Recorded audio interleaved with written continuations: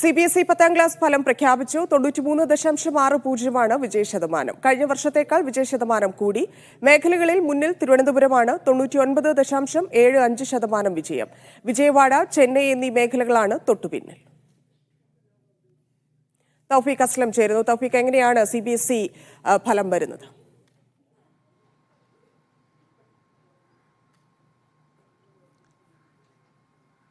Dhanya, CBSE +2 പരീക്ഷാഫലം പ്രഖ്യാപിച്ചതിന് പിന്നാലെയാണ് 10ാം ക്ലാസ് പരീക്ഷാഫലം കൂടി ഇപ്പോൾ പ്രഖ്യാപിച്ചിരിക്കുന്നത്. 93.60% ഇത്തവണത്തെ വിജയശതമാനം. കഴിഞ്ഞ വർഷത്തേക്കാൾ വിജയശതമാനം ഇത്തവണ കൂടിയിട്ടുണ്ട്. മേഖലകളിൽ മുന്നിൽ തിരുവനന്തപുരം തന്നെയാണ് ഇത്തവണയുമുള്ളത്. കഴിഞ്ഞ തവണകളിലും തിരുവനന്തപുരം തന്നെയായിരുന്നു ഏറ്റവും കൂടുതൽ വിജയം കരസ്ഥമാക്കിയത്. 99.75% തിരുവനന്തപുരത്തെ വിജയം. തൊട്ടു പിന്നാലെ വിജയവാഡയും ചെന്നൈയും തൊട്ടു പിന്നിലായിട്ട് 2ഉം 3ഉം സ്ഥാനങ്ങളിലായിട്ടുണ്ട്. വിജയശതമാനത്തിൽ മുൻപിൽ പെൺകുട്ടികളാണെന്ന് കൂടി നമുക്ക് ഈ ഫലം പരിശോധിച്ചാൽ മനസ്സിലാക്കാൻ സാധിക്കും. രാവിലെ പ്രഖ്യാപിച്ച CBSE +2 ഫലം 87.98% ആ വിജയം. ഇതിലും തിരുവനന്തപുരം തന്നെയായിരുന്നു മുന്നിലുണ്ടായിരുന്നത്. 99.191% നേടിയായിരുന്നു തിരുവനന്തപുരം ഒന്നാം സ്ഥാനത്തെത്തിയത്. കഴിഞ്ഞ വർഷത്തേക്കാൾ 0.65 വർധനവ് ഇത്തവണ CBSEയുടെ +2 പരീക്ഷാഫലത്തിൽ ഉണ്ടായിട്ടുണ്ട്. ഈ വർഷവും പെൺകുട്ടികൾ